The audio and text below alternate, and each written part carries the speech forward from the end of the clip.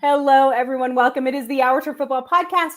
I am Dana OG. Joining me is Lisa Johnson this week, but we are super excited because we have a very special guest joining us for our AFC East divisional show. Now, as you guys know, we have been running down each division. We've been doing it all off season, going in depth, looking at drafts, looking at the free agent situation.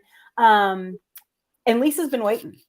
She's been waiting for this one for a minute, but we didn't want her to go it alone. So we have our very special guest, Daniel Oyefusi, and I'm sorry if I messed that up. He is a writer for the Miami Herald. So obviously he covers the Dolphins. And I'm going to tell you guys who are listening, we're not going to let them talk about the Dolphins the whole time. Like I promise. We will actually cover the rest of the teams. But we wanted to bring him in so he and Lisa could get us all caught up with the Dolphins. So welcome, everyone. It is the AFC East divisional show. All right, so let's go ahead and get started right away. We're going to start with the Dolphins because I know Daniel only has limited time with us. But I want to start with the Dolphins. They were 9-8 last season. They were, I hate to say it, Lisa, would you call it flux? They were like in a flux because they didn't really quite know what to do. They had these great defenses, you know, these moments. Tua had his moments here and there. There just seemed to be a bit of a roller coaster. What was your impression of last season, Lise? Well, I think last season, you know, when you go through the season like we have as fans for the last 10 years of uncertainty at the quarterback position, new coach with Flo, this is like a couple years, but yet we had a winning season. Then we start hearing the grumblings in the office, the back, you know, of the scenes, business part, obviously, button heads, coaches not seeing eye to eye, coaching staff very questionable, offensive part of the ball was just a nightmare, but yet we still had a winning season. Apparently, like I said, Ross just decided to go into a different direction. We have a split fan base onto a, you know, whether you think, you know, he's going to be the one or he's not going to be the one. So I just took the season as a grain of salt. As it ended more in turmoil to me. A lot of talk, a lot of finger pointing.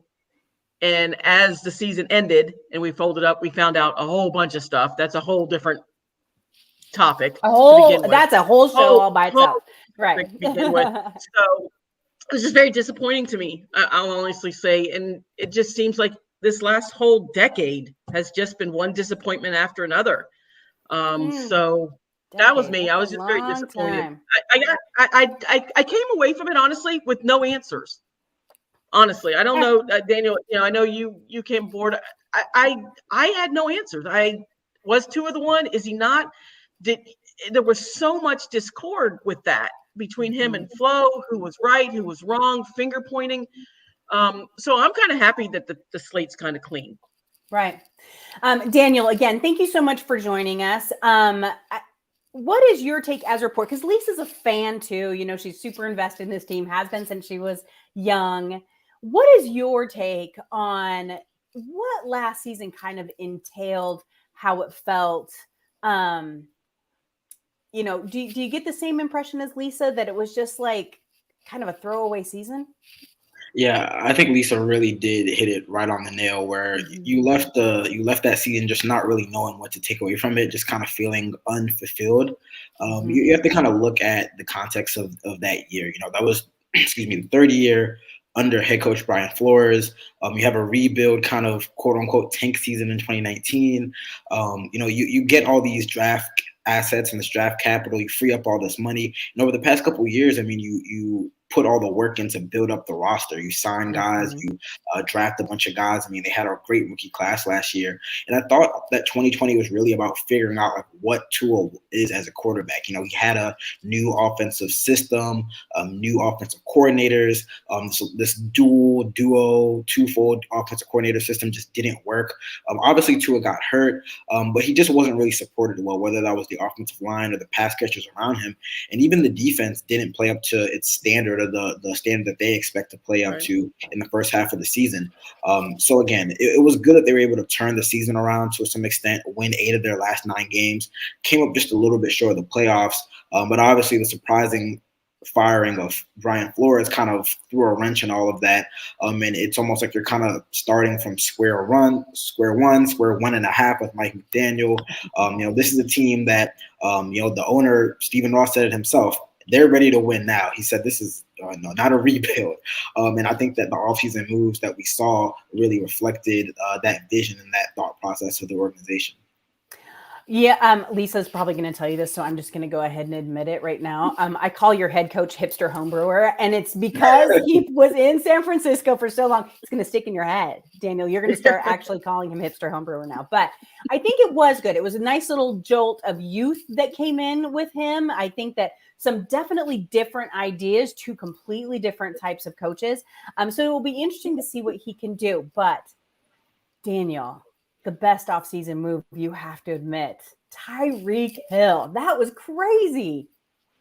No, it was. And it was a move that I remember exactly where I was. It's one of those you remember where you were when it happened moves. And I know the national reports had come out saying that Tyreek Hill was seeking a trade. The Chiefs had granted him the permission to seek a trade. And my first thought was, it'd be cool if the Dolphins could make that move, but I don't think it's going to happen. This was a day. This was a day after they had signed Teron Armstead, and everyone was like, "Oh, this is the biggest move of the Dolphins offseason." Yeah, which was so good too.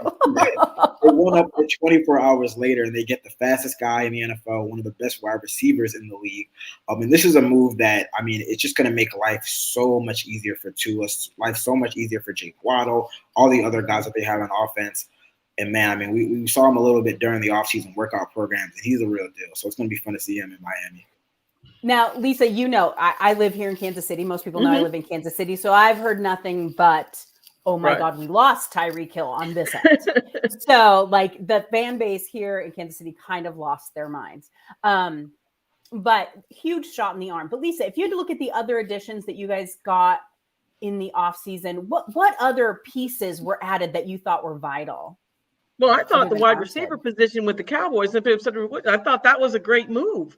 I thought that was going to be our guy because he came on so well, and I really honestly thought that was my great move. And then I was blindsided like Daniel was. I didn't see Tyreek coming.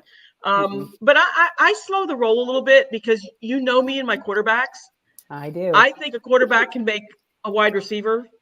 And when you look at a Patrick Mahomes to a Tua, I see the sunshine, lollipops, and rainbows like everybody else. But I also remember when T.O. went to Philadelphia, and T.O. did nothing but just rave about Donovan McNabb. We're going to the Super Bowl. He's the best. He's a great quarterback until those games started. Right. I'm cautiously optimistic because right now, when you look at this Dolphin roster, Daniel, you look at this coaching staff, this has to be one of our better rosters in the 10 years we've had, plus the coaching staff. Now, understand, we haven't played one game yet because it all looks great on paper. On paper, that's our saying. It's all shiny on paper. You go 4 or 5 games in and you haven't won or you're struggling, things can get ugly. And so I've seen it happen, and I'm trying to stay cautiously optimistic about it and be positive about it. I love Coach Mike, the hipster. I think that he can do some wonderful things. I'm just not sold on Tua because I've watched the Tua tape from Alabama. I watched the Tua tape last year. That's not the same guy I watched in Alabama. So I just don't know if it, like Daniel said, I'm hoping, honestly, because like I said, I want the kid to succeed. I don't want anybody to fail. I just didn't see the same quarterback I saw in Alabama. And I just don't know if that's because of that whole, not being supportive, drama. I still question the arm strength. I'm sorry. I'm one of those ones. It looks like it's just hard for me because you watch these quarterbacks She's obsessed with quarterbacks, Daniel. I am. He seems like he gives everything it takes just to get a 50-yard. I mean, everything. Granted, if it's on the point, I'm great. I'm not a long ball person. I don't think you can, just everybody needs to have a long ball. So I think Mike McDaniels I think it's going to be yard after catch. I think you're going to see a lot of that. And, I wish the kid nothing but success. And I'm hoping, like I said, I'm positive. I want to stay positive and think that, he's it. But if he's not, Daniel will agree with me here. I'm pretty sure we have the drafts next year. If we need to move up and go get one of those. Steal my quarterback. quarterback. I need those quarterbacks in Seattle. So I'm kind of happy. So, I'm kind of happy because I think it's a win-win for the Dolphins. If we hit on this kid and he's the real deal, awesome. We're great. If he's not, we have the draft capital to go up and hopefully make a better decision. Daniel, we like to take questions from our chat. And so Camden asked, who's going to compliment Hill to keep the safeties off of him? So who else is on that roster that can help him out? Although he's so damn fast, I don't even think you're gonna have I mean, hey, they got a guy on the roster who's pretty dang fast too in Jalen Waddle. And it's gonna be crazy to see. I mean, we saw what Jalen Waddle did as a rookie with him being the top option for Tua. I mean, he set NFL rookie record for catches in the season. So just imagine him with Tyreek Hill. I mean, these are both like 4.3, 4.2, 40-yard dash guys. So I mean, it's gonna be tough on secondaries. Like I mean, I keep on saying they're just gonna open up and free and compliment each other every week. I mean, there might be a week where it's Tyreek's week. There might be a week where it's Jalen Waddle's week. It's kind of like pick your poison. So again, they're really gonna make life easier for Tua. It's just a matter of can he and Mike McDaniel kind of figure out the secret sauce? And can Tua get the ball to them? And I think they will. I mean, like Lisa said, the long ball, I think it's a little bit overrated. Obviously, does Tua have like the natural passing ability of Patrick Mahomes, Josh Allen, Justin Herbert?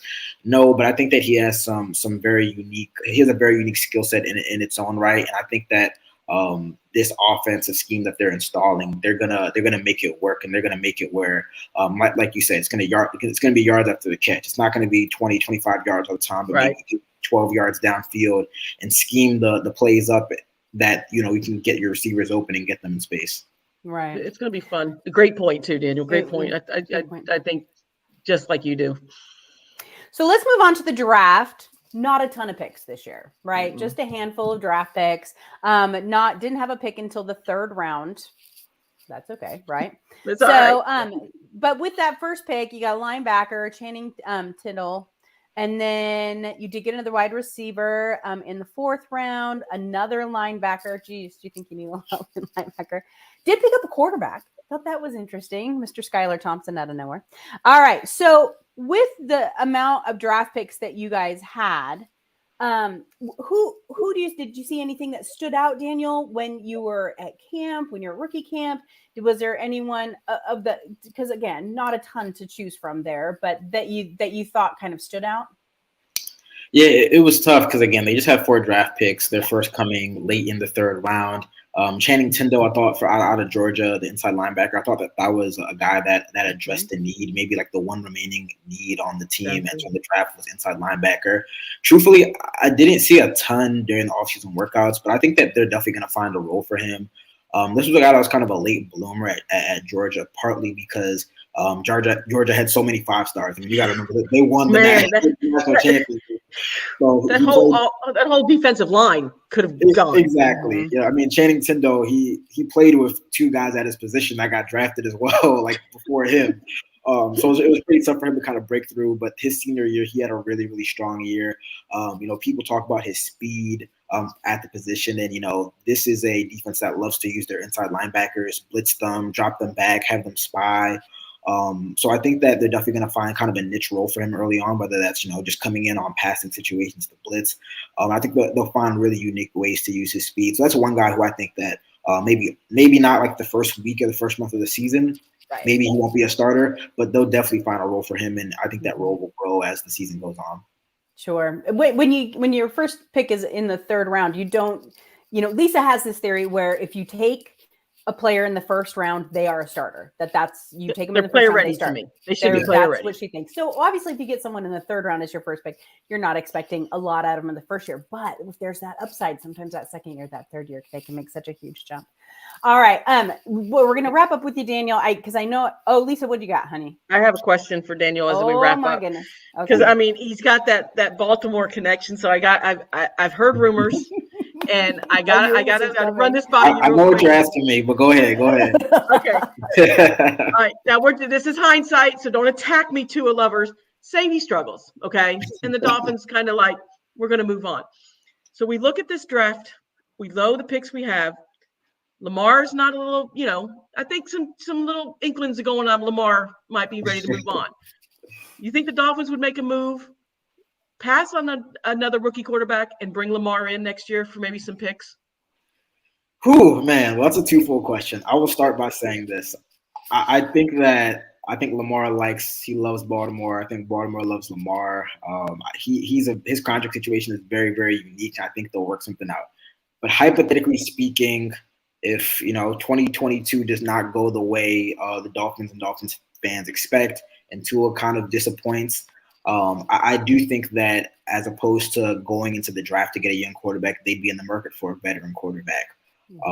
So again, I mean, hey, who knows what's going to happen a year from now? I mean, who knew that Russell Wilson was going to Denver? Who knew that some of the quarterback moves that happened? So, I won't say it wouldn't happen, because I guess anything is possible nowadays in the NFL. Yeah. Okay. Look at how happy that would make her. I love him. I do. I love Lamar. I love Lamar. So I would love him down here. I'm sorry, I won't lie. I love it. All right, Daniel, we want to thank you so much for joining us and taking some time out of your very busy day. Please let everyone know where they can find you on social media. Yeah, you can follow me on social media at Daniel Oyefusi, DanielOyefusi, and then obviously Miami Hero, MiamiHero.com if you want to stay up to date on everything I write. Oh my gosh. So we're going to bring you back mid-season next year. Yes, we are. When Tua is killing it because of hipster homebrewer. And then you can tell Lisa she was completely wrong. That's good to me. Thank you for having me. Awesome. Thank you, Daniel. Have a great night. You too. Bye-bye. Oh my gosh. Love him. He's adorable. He's great. He's fantastic. And you can tell, yes, because the reason why Lisa said that Baltimore link is because he did work for the Baltimore Sun and he covered the Ravens for a couple of years. So Lisa was hoping maybe he could have some influence there. Is that what you're thinking? I was hoping he had some insight, because like I said, I've heard the rumblings that his destination would be Miami. He would like to come back to Miami. So, and I've heard it from some pretty reliable sources that if Baltimore, if they have an issue or something like that, Miami will have some draft picks, some good trade stuff. So, I mean, like you said, anything can happen. It just depends on the season, like you said. So it's so true. All right, but I do love Lamar. I gave you lots and lots of time for the Dolphins, but we have 3 other teams that we have to cover tonight. So let's go ahead and roll through. Go. No, leave me here all by myself, you people. Let's go. All right. So the Jets are the next team up in this division. Now, I said this, Lisa, after the draft, that I loved this draft for the Jets. I loved the way they were putting it together. And I think all of us agreed that if the Jets would just give Saleh a couple of years, he could figure it out, and it's starting to look really good. So last year they were last in the division. They were 4-13. Obviously, really struggled. Rookie quarterback last year. They had so many missing pieces. I don't think anyone was surprised that they struggled, but man, did they fill in this year. The Jets, to me, last year, Lisa, just looked like the hapless Jets that we've had for a long time. But I don't know. After this offseason, it feels a little different to me. Yeah, especially with Saleh. I mean, how can you not like this guy? How can you not root for this guy, right? He's the players love him. And I think you're right. I think it's just putting the pieces together, building around Zach. I mean, that's still a big question mark. Well, we got to see what kind of jump he's going to make this year. Exactly. This is that sophomore year. And it seems like that sophomore year is ride or die, right? They either show that, they're making and you got to look at the Bills. I mean, look at Josh Allen. I mean, he didn't explode. I mean, the first year fans were ready to put him on the train out of town. Right. Now it's like everything's Josh Allen. So you just got to see how this kid's going to kind of go. But as far as the draft, I think the Jets had one of the best drafts they've had in a decade. Holy crap. Let's talk about this draft. I just was like, I felt like every time I went into the interview room, it was another Jets player. Like every time I turned around, we were interviewing another Jets player. So they had 2 first rounds, right? 3. 3. Okay. I'm sorry. 3 first round picks. They had number 4, 10, and 26. They cleaned up in the draft. First round at number 4, they got Sauce Gardner, which everyone on the planet wanted for their team. A cornerback out of Cincinnati, if you don't know, but you should know because he's fantastic. And then they got Garrett Wilson, wide receiver out of Ohio State. Fantastic with number 10. That was a great pickup. Yeah, the great pick. And then they got Jermaine Johnson, the second edge rusher out of Florida State. So fantastic. And they got the players they wanted. They didn't jump. Do you know what I mean? You can tell they went right after who they need. They drafted 4 need, but they also took the best player available, which is, if you can get that balance, that's huge in draft. And I think almost everyone knows that. Then they had a 2nd round pick. They got Breece Hall, who was considered one of the best running backs in the draft out of Iowa State. 3rd round, they picked up Jeremy Ruckert, tight end out of Ohio State, who also had a really high grade on him too. And then he had 2 4th round picks. They picked up Max Mitchell, offensive tackle out of Louisiana, and Michael Clemens, edge rusher out of Texas A&M. They got what they needed, Lisa. They needed a lot of stars. They needed that talent level. And these kids were hyped to go to New York, to go to the Jets. For him, and it's probably. like, really? Play for him. Because it's got to be for him. It's got to be. And there was one, Sauce Gardner said, I think it was Sauce Gardner. It might have been Garrett Wilson. I can't remember which one it was. They were like my pre-draft interview and visit with them. They were in. They were all in at that point. And I love that about him. I love that people are giving him the benefit of the doubt again at this point. So fantastic draft. Many said the best draft of the entire draft, best team draft. And I love it. And I think we're going to see all 3 of those 1st round picks start. I really do. I think that they're all going to be right there, raring to go, which means, Lisa, and you know this as well as I do, it might take them a minute. We cannot judge this in the first 4 games. You and I have said for the 11 years that we've been doing this now, that you don't know who a team is until game 6. And I think that's going to be really evident with the Jets. I hope you'll see improvement. And I think that's all you can hope for right now, is just to see improvement. I don't believe they're a playoff team right now. We don't know. They're all we don't know. I think they are. And like I said, I know that, and when you have a coach that you'll run through a wall for, we all know how that can be. I mean, we've all had those players that just absolutely love their coaches and will do everything they can. I think that he's a player's coach. Joe Douglas knocked it out of the park as far as the draft is. I think their biggest thing is offensive line. They kind of, still a little bit questionable on that line to get Zach some help. So it'll be interesting. I think that's their weak part right now, is their offensive line. Okay. They did pick up Laken Tomlinson though. Okay. So that's good. Yeah. I mean, so Joe knows, Joe knows what he needs to do. They were, as everybody knows, they were in the Tyreek Hill sweepstakes. They were high. I think actually Adam Schefter had reported that they were the leading candidate until the Dolphins just swooped in. And I wonder if what the Dolphins did and what the Jets did, if having those high picks and drafting Garrett Wilson made Joe feel comfortable about not being, all in on it and giving up a lot of stuff. Pay the money that would take to get him. Yeah, exactly. That's so, true. I kind of think that helped out a lot. And you just kind of wondered if they didn't have that draft capital.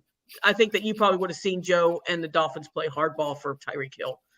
Yeah, but and that makes sense. But they didn't need to. I think you're 100% right. And they didn't need to spend that money. Once again, as we've all said, you build teams through the draft because of those rookie contracts. And now they have that ability. They have this whole team made up of very young guys, which can be very exciting for a lot of players. They also picked up DJ Reed, who was a cornerback, played for Seattle last year. Actually fantastic. I'm not familiar with him at all. Really wanted him to stay in Seattle. Seattle picked him up on a 1-year deal after San Francisco cut him. And he'll be a great leader for the rest of those young guys that they picked up. But I think it's interesting that Joe Flacco is going back. He is going back to literally mentor Zach Wilson. And I respect that. I mean, we've seen a lot of players like, I'm not here to mentor anybody. I love that about him. He knows his spot. He knows his place. He knows. And I think exactly. And he's a player that wants to stay in the league, right? Yep. Exactly. And we see it so many times where these players, they go out of the league and they're lost. And with Flacco, he knows his role. I think he can still play. Yep. He feels like he can still play and help the Jets out. So it's very unselfish of him, and so hopefully Wilson will learn under him, because we know how Flacco is. He I know. He's a savvy vet that they can rely on if something should happen to Wilson. That's really good. I see these guys greatly improving this year. But I don't know that they will manage to work their way out of the bottom of the division. but I think that they will have a much better record this year. But as we all know, things can change as the season goes on, and they might just end up start smoking everybody. Like, I'm so excited to watch this Jets team of all things. Never thought I'd say that. This whole division. The division is going to be fun especially because of who we're going to talk about next. And I know you don't want to talk about him, but Bill Belichick pulled a rabbit out of the hat last year. I can't. I'm telling you, Lisa. I can't with this guy. The Patriots. I can't with this guy. Shocked the crap out of me last year. I mean, we knew that he was going to have a down year, the year after Brady left. He had nothing to work with, right? Right. Then he turned around. He picks up Tom Brady II. And I'm not saying he's going to be a goat like it, but he looks just like him. It's the same type of quarterback. It's the same exact person, right? And what does he do? Goes to the damn playoffs. That's what he does. How? But he had no one left on his team, and he managed to do it. The Patriots ended up winning 10 games last season, went 10-7. It went to the playoffs, did not get as far as they wanted to, but it had to piss you off as in this division that he managed to do so well so fast. I can't. I've been dealing with this guy for how many years? And when Brady left, we finally okay, and he goes and he gets Mac Jones, which, come on, everybody in the whole universe knew that was just a great selection. Everybody knew. But, then he goes out and throws everybody a loop and drafts a quarterback this year. And he does that, does he not? Anywhere. I know. Yeah, but he does that. Look at Jimmy G. He had Tom Brady. He drafted Jimmy G. Look at Jimmy G. Jimmy G. It's crazy. Anyway. Yeah. Sorry, go ahead. Yeah, but he's still going to command a lot of money if anybody wanted to trade for him or anything. For sure. Absolutely. Yeah, this was interesting. I was so irritated and so impressed all at the same time because it really, right? We thought, the whole Brady Belichick split, and then Tom Brady turned around and won the Super Bowl, right? And we're like, oh, maybe it was Tom Brady all these years. Nope. Bill Belichick said, do not say that. It is all about me. I am the master. I think it was both. I think yeah. He's a great coach. Yeah, he is. And quarterback, when you look, I mean, there was one game I remember I don't think Mac Jones threw a pass for almost 3 quarters. Oh yes, I remember that game. Yes, remember that game because everybody was freaking out, and they were winning, and I think they won that game. And he finally threw a pass in the 4th quarter, and it's like congratulations, crazy. Bill. All right, so you look at who else is on this team now. So you have Hunter Henry, you have Matthew Judon, Jacoby Myers, you have Nick Folk is their place kicker. That's all that matters, right, Lisa? I'm just kidding. So sorry. Yes. They have a lot of really good players now. Nelson Aguilar is there. I'm just going through, there's so many names that are so good. Malcolm Butler did Malcolm Butler go back to New England? Yeah, I think several players have come and gone. I mean, he is. That's weird. Yeah. Damian Harris, Hunter Henry, Brian. There's so many. You can just go down. And you know why they do it is because they want to play for Bill. But let's look at their draft class. So their draft class was also very highly rated. And they've got a first round pick 29. They picked up Cole Strange. And I tell you, Lisa, I was so pissed because he's just so good. And why does Belichick get to pick them up? This dude is a beast, right? Cole Strange is a beast. He's going to come in there, blow crap up. He's going to start right away. He's offensive lineman out of Tennessee. It's almost not fair. Then they picked, I know, Chattanooga. Then in the second round, they picked up wide receiver Tyquan Thornton. Baylor. That's a nice little receiver. Let me tell you something about him. I watched that kid. He keep your eye on that boy. I'll tell you, he's going to give Mac Jones some coverage for sure. Then they picked up in the third round. They picked up cornerback Marcus Jones out of Houston, and then picked up another cornerback. So they went kind of back to back with the cornerbacks. Picked up a running back in the 4th round. They're going to need him. And then in the 4th round, you're correct. They picked up quarterback Bailey Zappe. Western Kentucky. Western Kentucky. Watch the kid at the Senior Bowl. If anybody can mentor a kid, it'll be him. Yeah. So, and like I said, there's a lot of people that had Zappe rated high. Little Green, they said he's going to need some work, but who better to work under than Bill Belichick? And kid's got an arm. Yeah, right. He's another great fit he's another great fit for a Bill Belichick quarterback. And isn't that interesting, Lisa? You brought up a really good point. If you look back over the years, Belichick, he drafts quarterbacks, he develops them, and he trades them. That's right. What he does. And you know what else it does? He never gets rid of his franchise. He just develops. And you know what else it does? It pushes your franchise quarterback because you got somebody behind you. Right. You don't just hand a franchise to a quarterback and not ever draft another quarterback. Right. These guys need to be pushed. They need to, become the franchise guy. Yeah. And how do you do that? You work, and you get competition. I love quarterback competition, and Belichick brings it. He'll bring this kid in, and he'll let the kid compete. Right. And I mean, he'll give him. Absolutely. Right. Absolutely. He'll have every chance. Right. So let's see. I'm looking at their free agent signings here. They picked up quite a few, not as many as I thought. I mean, there wasn't like a mass, exodus to there or anything, but they got Hunter Henry, like I mentioned, Matthew Judon, like I mentioned, Kyle Van Noy, the linebacker. They also picked up James White, the running back, who's I think is a solid running back. I think that he would do well there. Nelson Aguilar, wide receiver. I mean, that's a questionable ad. It just depends on kind of where you're at.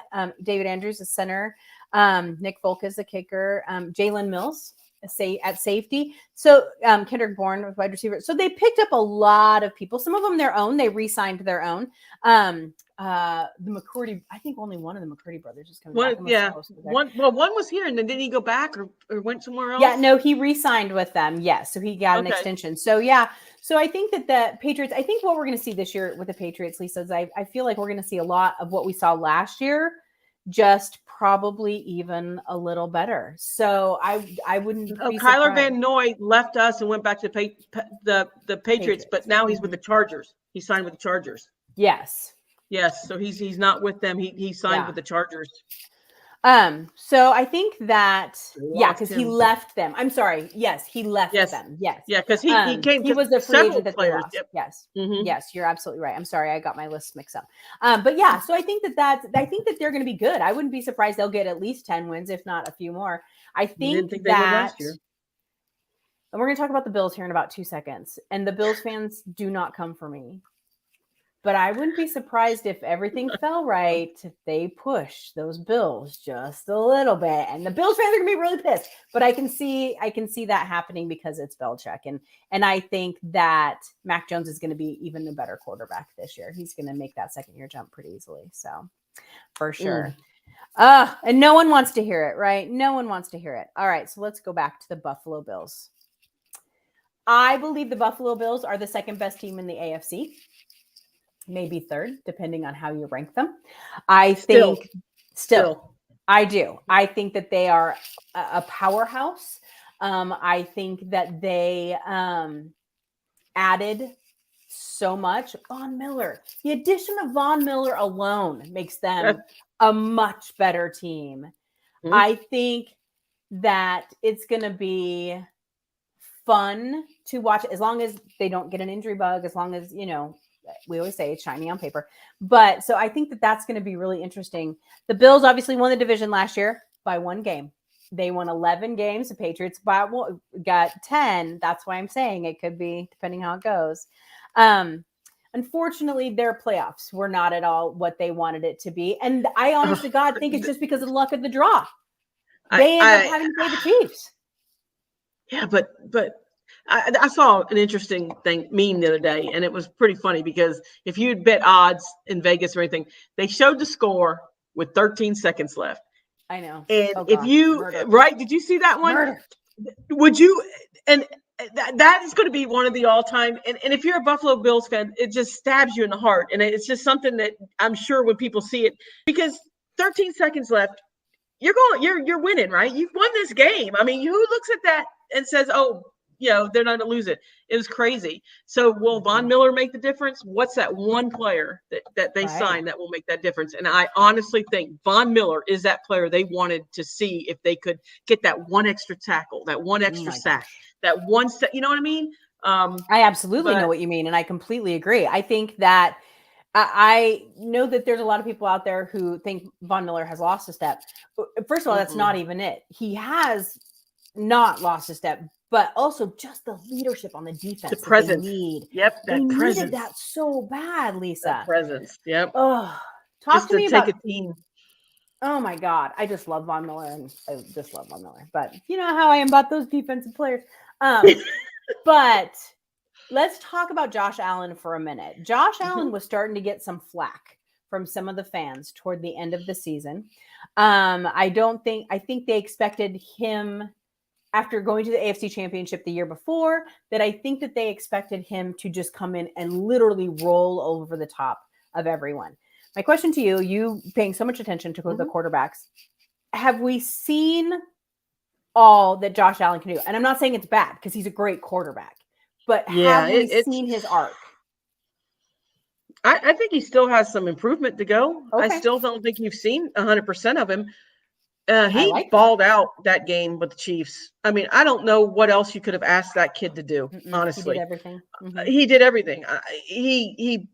He was going. They were moving on. I mean, they were, and I think in his mind, when you watched him on the sidelines, they were going to win it all. I mean, he had that in his eyes. He had it, and it just got taken from him. But I think he still has that passion. I still think he has some improvement he can do. Some of those passes, like I said, he's one of these guys. He reminds me so much of Brett Favre. He's got so much pent up in him. When that first couple throws, he throws the ball a mile. Yeah, he needs bring it in, honey. Bring it in just a little bit. And I think you touch a lot of fans, and it does. And he's gotten better, but he'll get that rainbow arc going. And when he does, you look out. But I think when the first game starts and he gets so jacked up, those first couple balls are lasers. Because he's just so excited. Yeah, he's fun to watch. I like watching him. I really do. I'm excited for Buffalo with him. I'm kind of jealous. I'll admit it. I'd love to have a Josh Allen. The mentality of the kid, loves to play football. And you don't see that anymore a lot. A lot of these players are, we know sometimes it's just for the money, and you can kind of see that. This kid loves to play. He reminds me, and you're going to hate this. He reminds me of Phillip Rivers. When Phillip Rivers plays. I know. Kid, don't say that to him. He has fun. He has fun. He doesn't pout and throw his helmet and be a big baby on the sideline, Phillip Rivers. Right. Just saying. Well, they added a couple of other big names. Obviously, Von Miller, we've talked about. They re-signed Isaiah McKenzie, which I think is important. Roger Saffold, they brought in for a 1-year deal, the fantastic guard. Then they, Tim Settle, defensive tackle, Daquan Jones. You can tell they were really focused on their defense, which is interesting to me. Because the Bills' defense, it was so good, and their offense struggled when Josh Allen first started. And then this year, they did. It slipped around. They couldn't slow. They were a sieve. They couldn't slow anybody down this year. And so they went after it. Jordan Phillips, O.J. Howard, the tight end, Shaq Lawson, defensive end. And then this one, they brought in Matt Barkley. Matt Barkley won't die. Matt Barkley is going to play in this league until he's 75 years old. They brought him in as a coach, right? Basically, I mean, I didn't even know he was still in the league until I saw that. I swear I didn't. Telling you, he's like the Colt McCoy. Colt McCoy's still around too, I believe. He is. He absolutely is still in there. Oh my gosh! All right, then for their draft, they had 8 picks this year. They got cornerback Khair Elam, such a good pick. He's cornerback, fantastic. Guys, better pick up those quarterbacks. They jumped up to get him. They knew who they wanted, and it was interesting because it's like people were like, "Why the hell would they jump up?" They must have known someone was interested in him, going to get him, because that is who the kid they wanted. And he's going to be really good for them. Picked up running back James Cook in the 2nd round with the 63rd pick. I will tell you that was one that I saw the fans really liked. They really liked that running back pickup, and I think that is great. And for the most part, the media, the people who graded, the media, the talking heads liked that pickup a lot too. They gave an A. In the third round, they picked up linebacker Terrell Bernard. They said that one was kind of more of a head scratcher. I agree. And then they picked up in the fifth round Khalil Shakir, wide receiver. I think that he's going to be very good for them. Comes out of Boise State. Yeah. And so I think that's going to be a good, he is a great pickup for getting him in the fifth round. This draft was so deep. We've talked about that a million times. Mm-hmm. Then in their sixth round, Lisa, they got the best punter. I'm telling you what, I hate punters. I do, but this kid, man, it pissed me off when they took him. I'm like, oh God. Yeah. Yes, they did. Matt, it's Ariza, I believe. I'm sorry, I butchered these names. I'm so bad. He was literally the number one punter in college. Like number one. Fantastic, great. They thought that he might go higher. I thought he would go higher. He might go in like the third round or even the fourth round. Ended up going to the sixth. The Bills picked him up. Great idea. Love it. Punters are people too, Lisa. Punters are people too. In the sixth round, they also picked up cornerback Christian Benford at I think it was Villanova. Yeah, Villanova. And then they picked up offensive lineman Luke Tenuta. This is a big dude. That Virginia Tech Hokie boy is a big boy. 6'8". Those Virginia Tech boys, that's some big boys. I hope he goes to the Pro Bowl so I can meet him because I want to see how tall 6'8" is. That would be really good. Another linebacker, Balin Spector, out of Clemson. And so they really filled some depth there. I think that they knew they needed, but they were very focused on the defense for obvious reasons. And I think that was a really good pickup for them. Tell me, Lisa, when looking at the Bills, what would be the one thing that you think could keep them from winning this division again, other than Bill Belichick? What is the other? What could it be? Do you think it'll be Josh Allen? It'll be Josh Allen. To me, yeah, I think if he can repeat this past year's performance, they'll be right there. If he struggles in any type of way, I would watch out for the Patriots again. Just because of Belichick. It's just the way it is. But this is their year for me to get over that hump. Bringing Von Miller in. You look at the Kansas City Chiefs. They've lost Tyreek. Oh, we're talking about the AFC West next week, and I got some stuff to say. The Chiefs have a couple real problem areas. Yeah. So to me, they're built for this year. So to me, the only thing that'll for them to struggle would be if he struggles. Yeah. A Von Miller injury could really take that defense down, in my opinion. Injury to take any team down, right? Well, for sure. And we can say that. But I think that, honestly, if that defense plays the way they did last year, which obviously they're trying to hedge against by drafting all these kids and getting all of these free agents, they are not going to get over that. Because the other AFC teams, not just in the division, but all of these, especially that AFC West, you have to be able to stop those quarterbacks. There are a lot of really good quarterbacks in the AFC, with Lamar, there's so many. It's going to be fun. If their defense can't handle it, then Allen's not going to be able to save them from that, which is basically what happened last year. So I once again, shocking to anyone who pays attention to us. Lisa says it'll be the quarterback. I think it's going to be defense. Right? It's just the way we work, right? Let me tell you, Lisa, give me one last thought before we wrap up here, because we're way over. But give me one last thought on this division. You are invested in this division. You are a lifelong Dolphins fan. You know this division like the back of your hand. Give me your thoughts on it and where you think they're headed in 2022. I think they're headed for a much better outing that we've seen from all the teams last year. Every single team, and that's kind of what I was hitting with Daniel.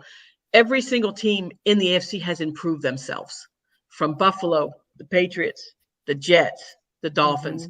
To me, this is going to be, if you look at rosters and coaching and on paper, everything that you see should make this one of the most competitive divisions in football. And that's my opinion. As far if everything goes like everybody, because you got Tyreek Hill. So you've got 3 teams that are drafting cornerbacks that are going to need to keep up with Waddle and Hill. You've got teams that have to go defense to keep up with a Josh Allen.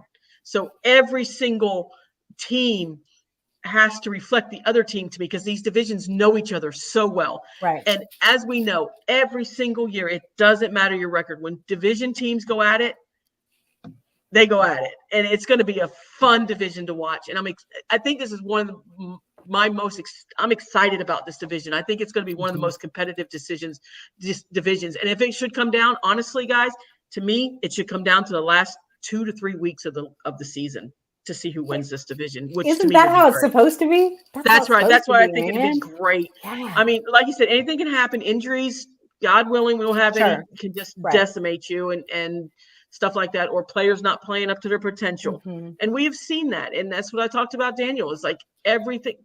I mean, we've seen it all. We've seen where the rosters look great, but then all of a sudden you get a little turmoil and it falls apart. Doesn't fit. It doesn't fit. Yeah. And like I said, everybody's 0-0 right now. Everybody's excited. Everybody's going to the Super Bowl.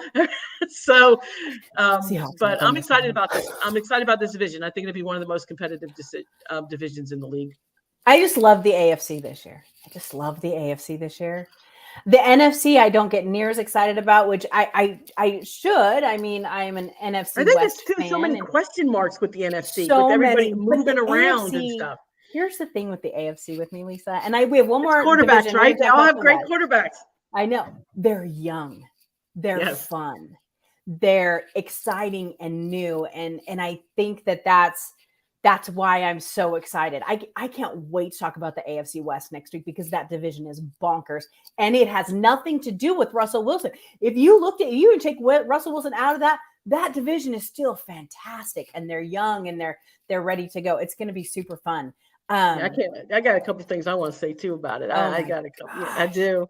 Freaking love Justin Herbert. But yeah, so the whole thing is, it's just going to be a really good time to watch this conference, and I'm excited about that. So, and the AFC East is one of the big reasons for that. So, all right, everyone. Like I said, we are going to do the AFC West next week, and then that will wrap up our divisional series. We're going to take a week or so off. Sorry, Camden. Camden is our one loyal every week. Love Camden. Camden's here chatting with us, and we appreciate it so much, Camden. Lamar's coming, Camden. Lamar's coming. I know. I know lots of you guys watch us on Twitter, and we really appreciate that. But we would love for you guys to come chat with us in the chat too, over here on YouTube. But I think it's super fun, and I think that we'll take a couple weeks off, and then it's training camp out of nowhere. Lisa, training camp starts. I'm so ready for this. I'm so ready. I am so ready. All right, everyone. We will see you next Tuesday right here, 8 p.m. Eastern time. Bye-bye, everybody. Bye, guys.